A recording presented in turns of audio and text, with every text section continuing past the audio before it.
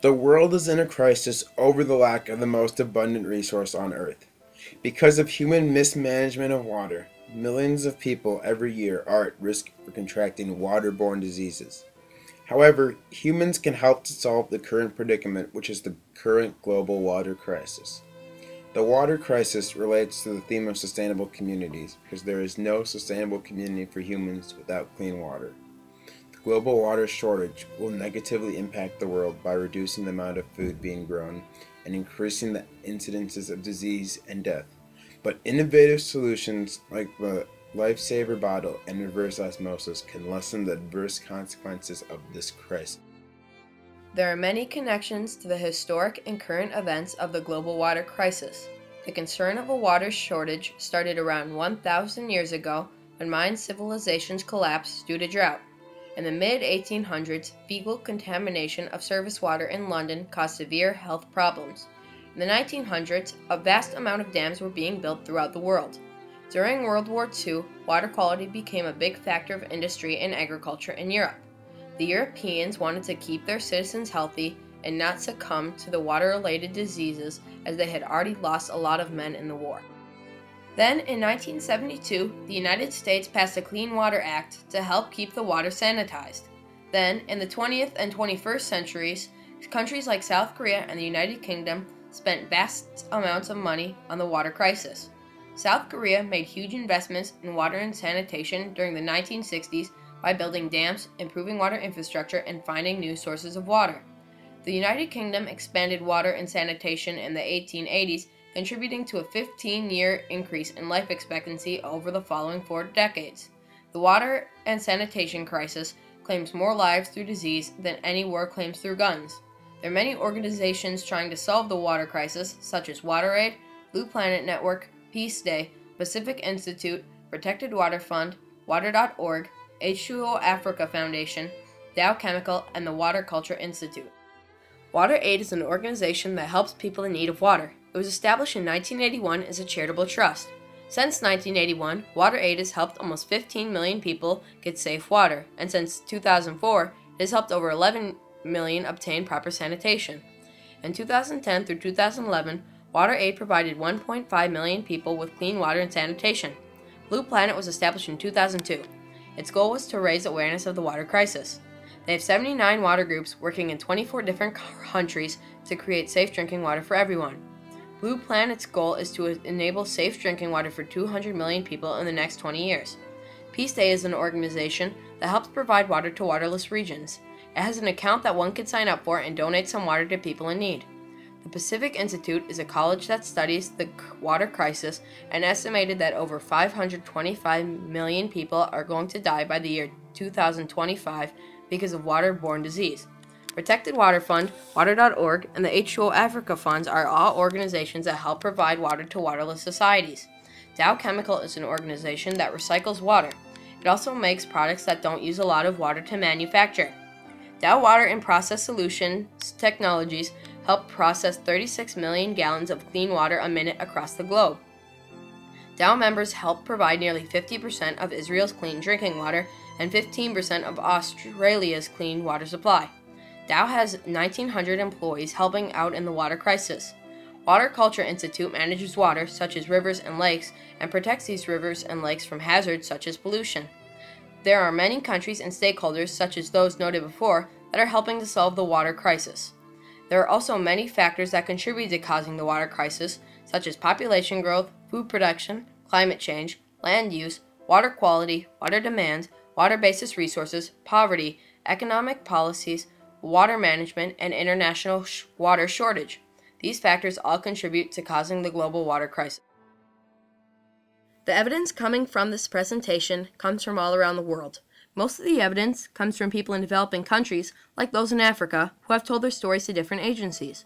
One such agency reported that almost 1/5 of the world's population, about 1.2 billion people, live in areas where the water is physically scarce. The people have described how they never have enough water and that their whole life revolves around their need for water. In fact, 40% of people in the world don't have access to clean water or sanitation. Experts also provided evidence on the current global water shortage. They gave statistics on where the water shortage is happening and how bad it is happening in those areas. For instance, 2 million people die each year just because of a lack of clean drinking water. These experts span from scientists, engineers, and even congressmen.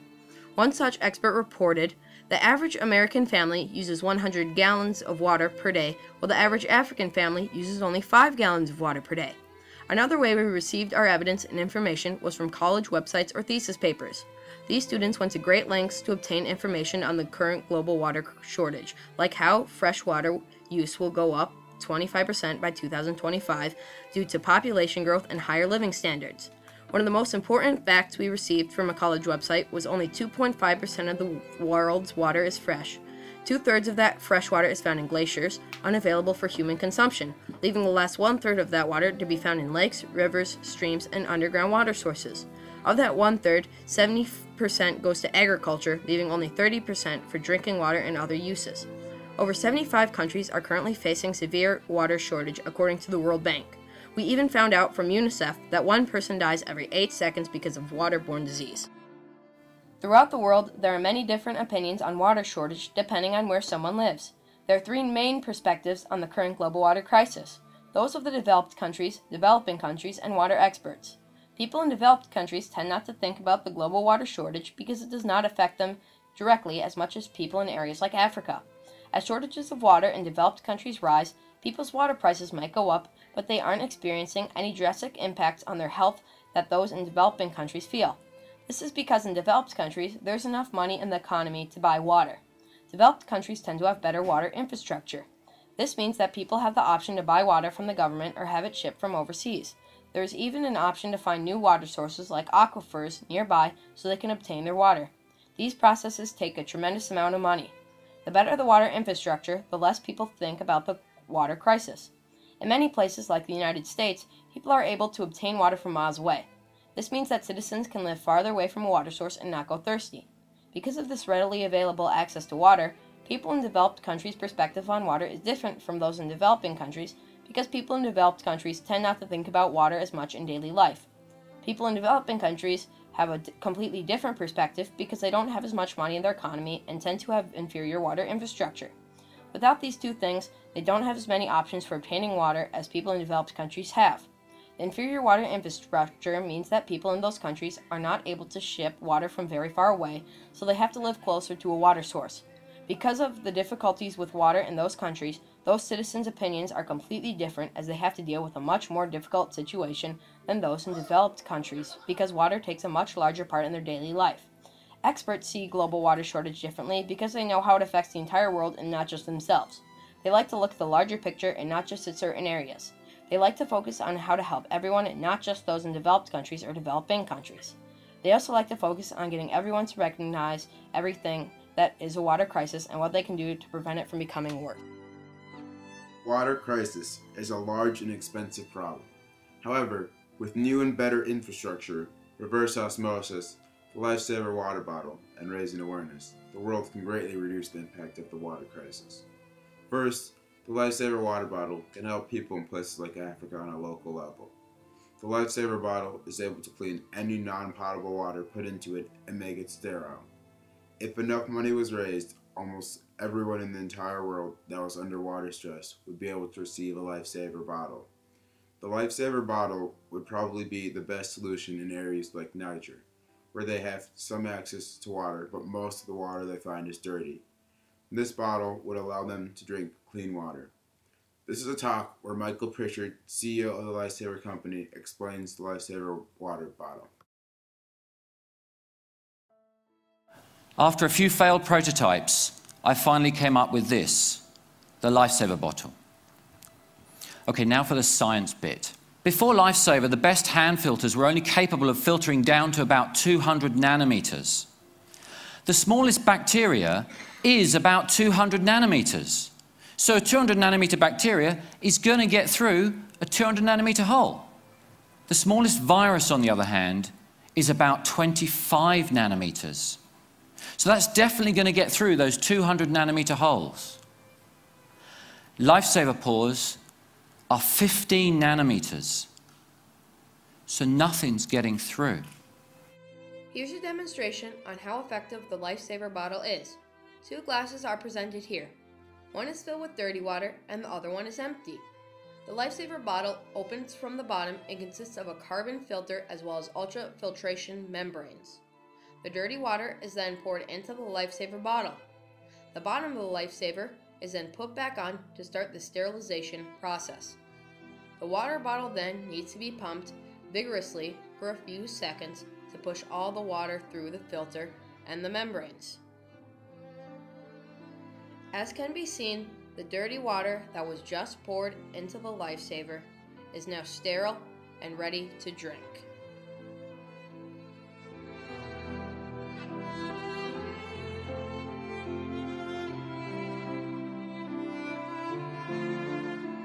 The Lifesaver bottle is a solution that can be used to cure the disease in areas that don't get improved water infrastructure.